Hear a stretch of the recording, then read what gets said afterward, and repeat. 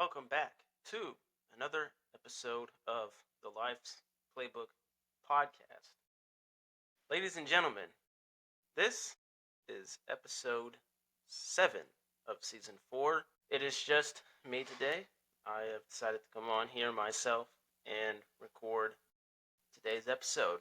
And today's episode is going to be on a topic that I know me and my co host have not talked about in a long time because things have been kind of quiet in the college football world. Things have been kind of quiet, if I'm being honest. But today, well, first off, for those of you who are new to the show, I'm your host, Quinn Jackson of the Life's Playbook podcast.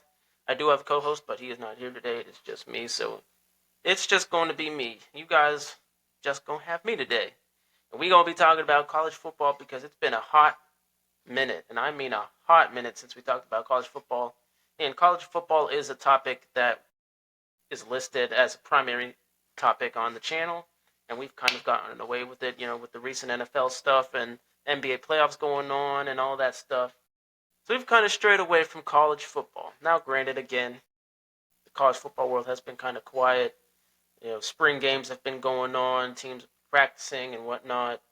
So there hasn't been too much to talk about. But I assure you, there will be something to talk about today, as I'm going to be going through and giving you guys my top 10 teams going into the 2025 season. These are the teams that I am most excited for. This is based on the offseason that they are having right now, coaching changes that have happened, new additions, some negatives, subtractions to the teams. So this is taking into account all of that stuff and who I think is going to have the biggest leap, might stay the same, or is going to have a big decline. With that being said, let's get into today's episode. Again, if you're new to the channel, I'm your host, Quinn Jackson. Before we get started with today's episode, make sure to download Prize Picks, the most elite sports fantasy app. Let's dive into today's episode. Before we get to my top 10 list, real quickly, I want to shout out the Indiana Fever and Caitlin Clark for her dominant performance in her season opener. She started out her season with a bang as the Indiana Fever defeat the Chicago Sky, start the season 1-0. This is going to be a very I'm going to say this is going to be a very exciting season in the WNBA. We've got a lot of big names coming into the league, really pushing the ratings forward for the WNBA. I think this will probably, I'm going to be honest, this will probably be the most locked in I'll ever be in the WNBA, and who knows, maybe a couple months down the line, I might add the WNBA as a primary topic to discuss on this show because, as much as we don't talk about, women's sports, and that's not primarily a topic that we talk about, we always, here at the Life's Playbook podcast, we shout out any type of, women's sports event in basketball and any other event. We always shout them out, and we may even give our prediction every now and then. But I want to shout out Caitlin Clark and the Indiana Fever for getting the job done yesterday and starting their season 1-0. It's going to be an exciting WNBA season. A lot of new rookies coming in and pushing the ratings forward and getting a lot more people locked in and interested, myself included. So I'll be keeping an eye on the WNBA now and then, and maybe every now and then in the episodes, we might have little discussions here and there. But let's get back to college football because it's been a long time since we talked about it. So, it is no secret that there has been a lot of college changes, a lot of transfer portal moves, a lot of coaches getting fired, a lot of coaches getting hired, new systems, and rivals getting better. So, we got to talk about it, and we got to get to the bottom of who I think are my top 10 teams, who I am most excited, and I think I'm going to make, are going to make, the biggest leaps into the 2025 season. Again, how this is going to work is I'm basically going to go through the top 10 or top 25 list as of last year in 2024, and I'm going to see, if things change. Some of these teams may not make the top 25, much less top 10, or some teams stand safe. So, let's talk about it. All right, we're going to go from 10 all the way to number 1. And starting at number 10, And I know this team didn't exactly make the AP top 25, much less the top 10. I'm not even sure if they were in the top 50 in the country. But I have UNC in my top 10. I have UNC in my top 10 mainly because of Coach Belichick. I think he's going to do big things for UNC.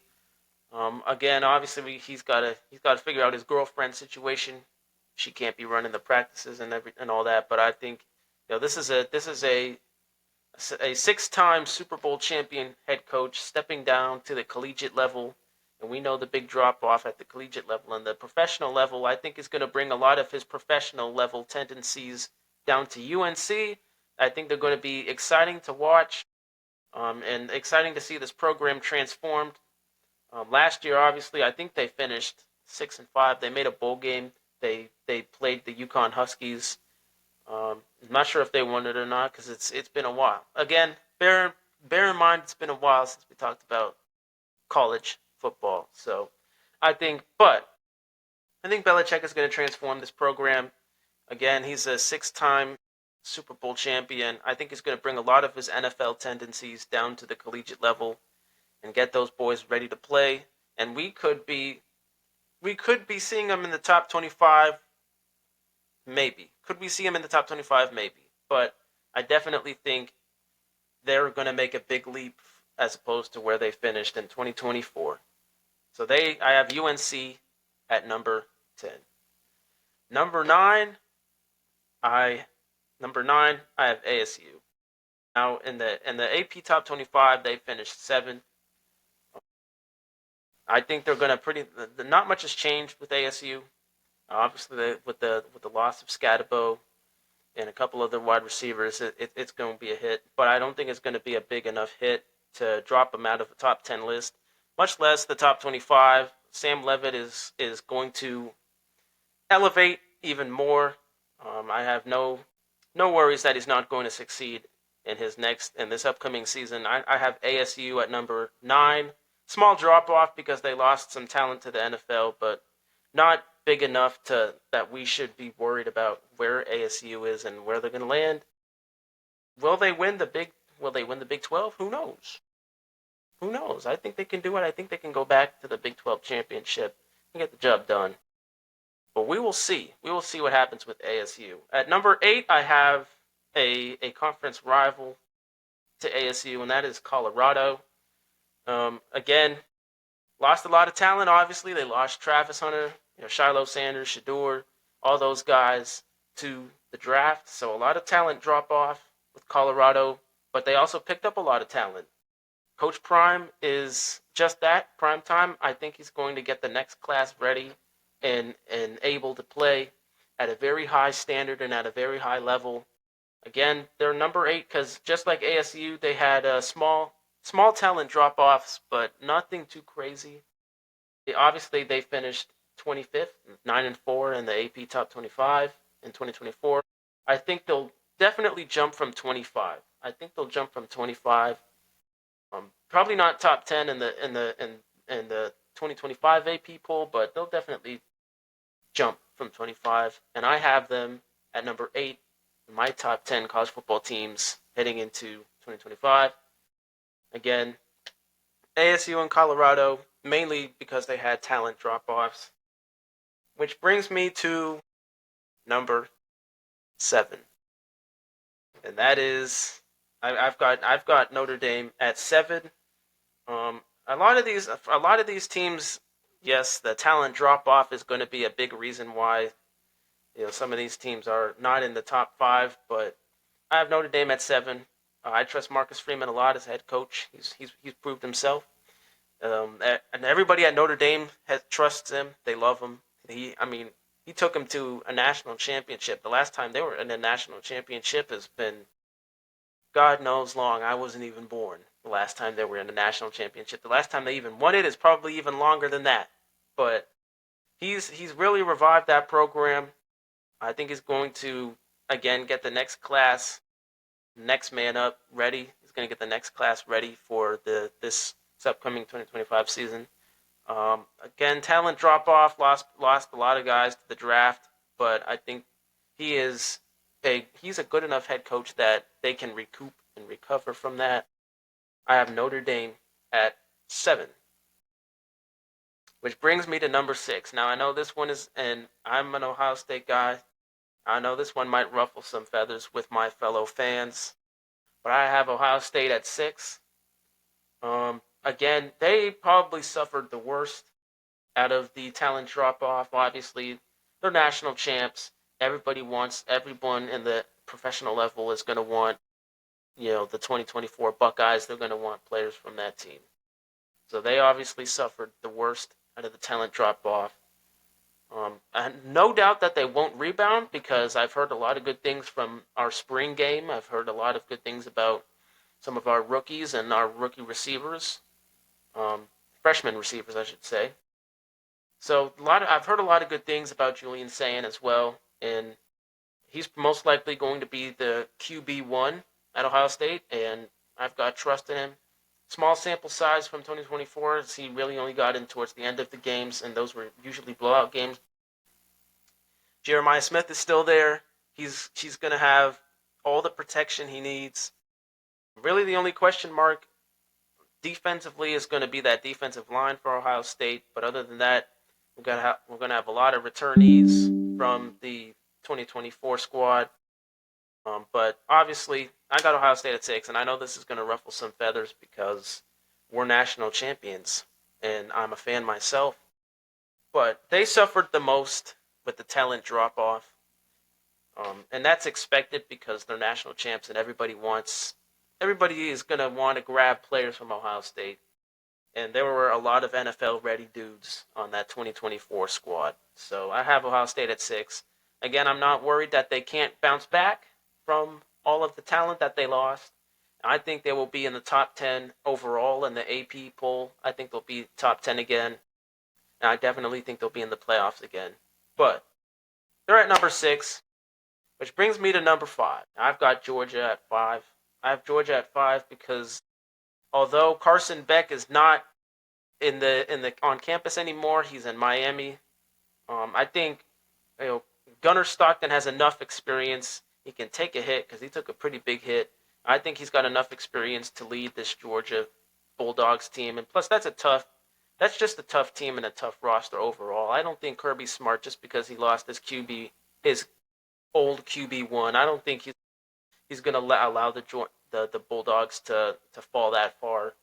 But I got Georgia at 5. I think they will definitely finish top 10 overall in the AP top 25. They'll also finish in the top 10. Obviously, the SEC is a tough division, but just because they lost Carson Beck, I don't think the Bulldogs got really much worse. They got to fix what the players are doing off the field, though, because that's definitely going to add up and it's going to creep up on them in the long run. We can't be having all these dudes getting arrested over stupid charges. So Kirby Smart, you're going to have to teach those boys some off-the-field discipline. But overall, I got Georgia at 5. I don't see much of a regression at all just because Carson Beck is gone. I think Gunnar Stockton is trustworthy enough and he's got enough experience to lead this Bulldogs team.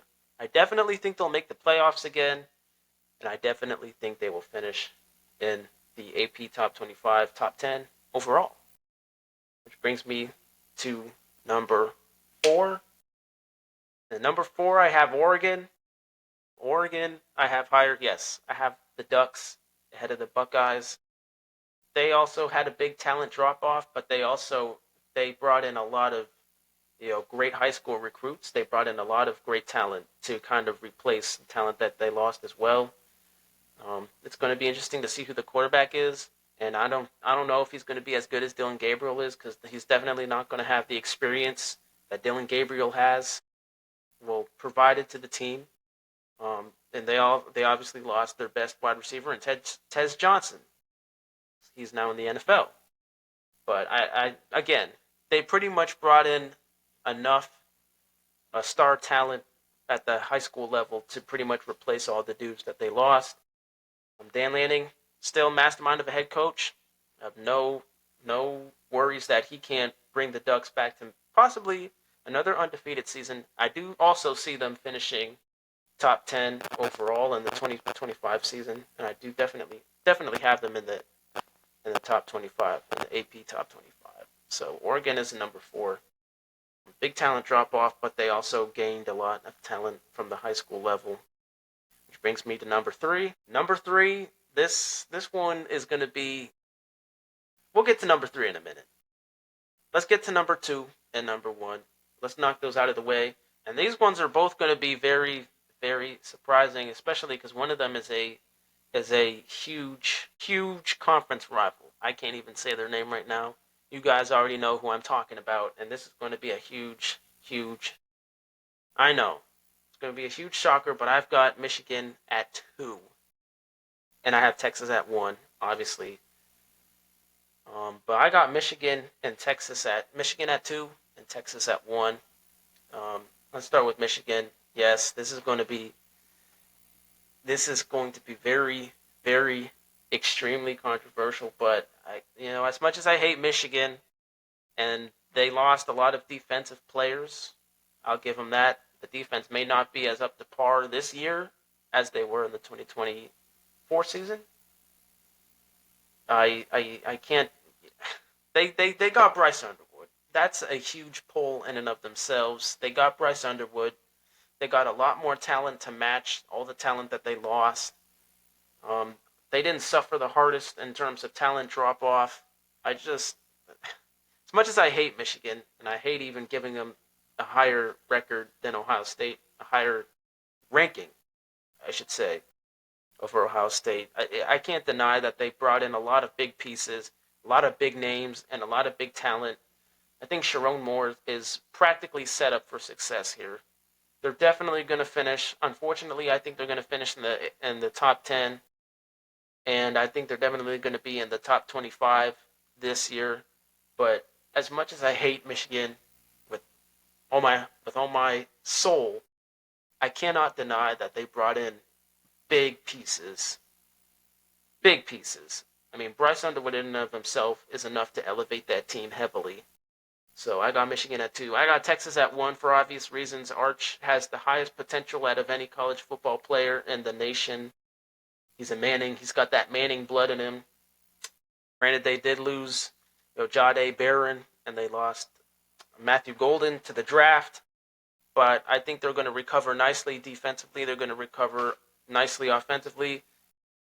I get the question marks that people are saying, because it's a new Texas team, new Texas squad. There's not a lot of chemistry between the players. But I think, Coach Sark is going to get those boys ready. I know he trusts Arch a lot. I think Arch is going to lead this team. Again, he's got the most potential out of any college football player going into this year. Granted, there's Jeremiah Smith, but I think Arch has the highest ceiling out of any of these college football players heading into this year's season. So I got Texas at 1. I think they'll rebound heavily. This team probably has the highest potential out of all 100 plus college football teams and the FBS. But yeah, Texas is number 1 for obvious reasons. Arch, he's going to be not only the savior, he's going to fulfill the Manning prophecy. A lot of people have Arch. They project Arch is going to move up after the 2025 season into the 2026 NFL draft. I don't think he's going to do that because he is a Manning, and the Mannings have a history of staying all 4 years in college. So I don't think Arch is going to do that. I think he's going to save himself for the 2027 NFL draft. I think he's going to play all 4 years out, and that's probably the best case scenario for him. But Texas is number 1 for obvious reasons.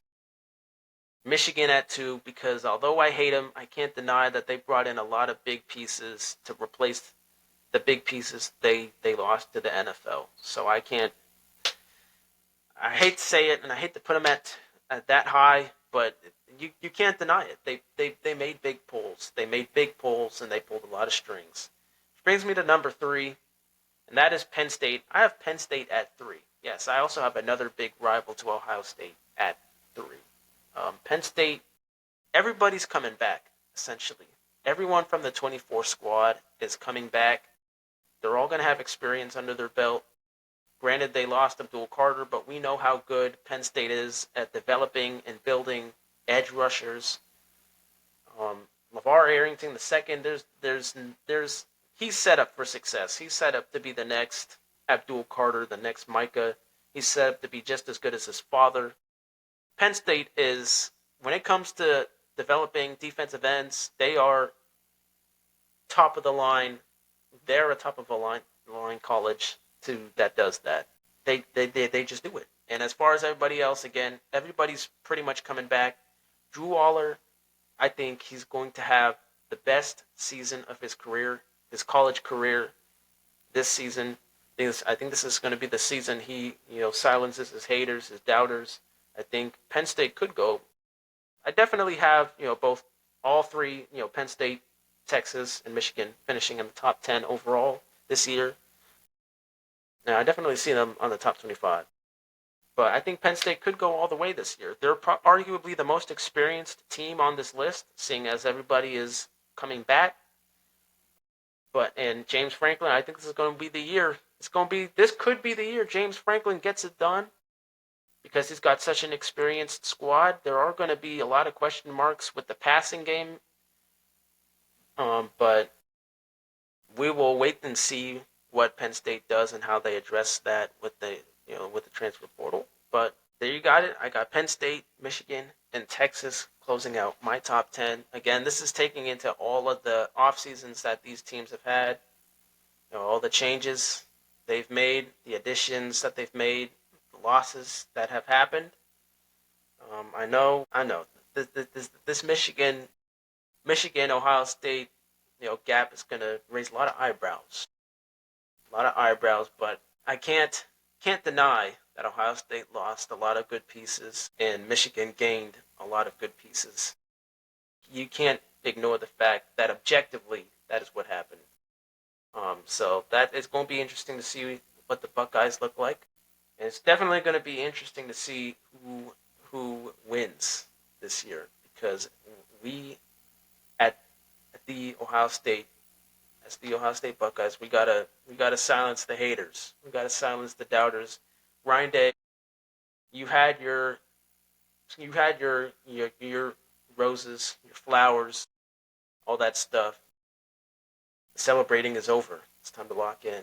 It's time to get this team ready, and it's time to get this team to beat Michigan, because it's been 4 years. It's been 4 years. But that is my top 10 college football teams that not only I am looking forward to seeing, but I'm also excited to see. I think a lot of these teams, all 10 of the teams that I named, have a lot of potential, and all of them have combated the NFL draft in some way. But I just think some teams lost a lot more than they gained, like Ohio State and ASU and Colorado.